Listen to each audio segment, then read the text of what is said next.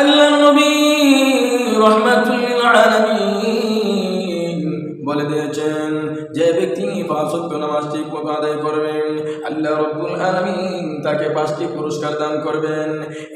1 number, তার রিজিকের কোনো অভাব হবে না, তার রিজিকের কোনো অভাব হবে না, টাকা পয়সার কোনো অভাব হবে না।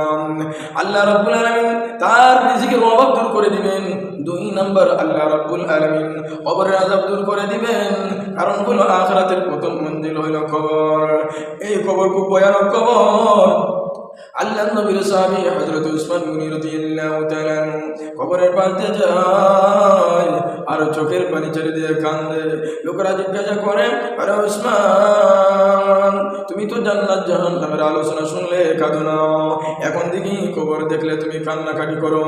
হযরত উসমান গনি রাদিয়াল্লাহু তাআলা ডাক দিয়ে বলেন, আমি আল্লাহ নবী রাহমাতুল লিল আলামিনের পবিত্র জবান থেকে শুনেছি, আখিরাতের প্রথম মঞ্জিল হইল কবর। এই কবরের ভিতরে যদি কেউ ধরা পড়ে যায়, হাসর মিজান পুঞ্জিরাত সব জায়গায় সে আটকা পড়ে যাবে। আর যদি কবরের সওয়াল তার জন্য সহজ হয়ে যায়, কবরের প্রথম কাঠি যদি তার জন্য সহজ হয়ে যায়, তাহলে হাসর মিজান পুঞ্জিরাত তার জন্য সহজ হয়ে যাবে। এজন্য আমি কাঁদি। এজন্য যে ব্যক্তি 5 ওয়াক্ত নামাজ ঠিকমতো আদায় করবেন, 2 নাম্বার, আল্লাহ তার কবরের আযাব দূর করে দিবেন।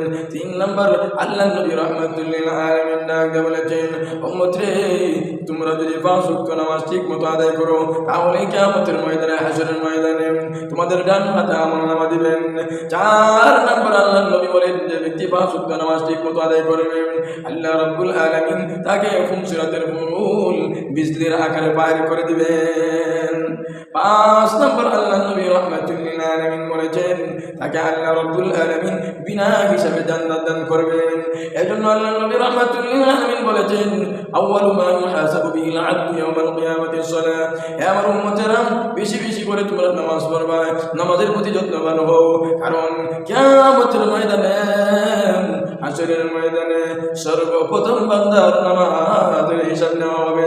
নামাজ যদি ঠিক হয়, অন্যান্য আমল ঠিক হয়ে যাবে। নামাজ যদি ঠিক না হয়, অন্য আমলও আল্লাহর দরবারে বেঠিক বলে গণ্য হবে।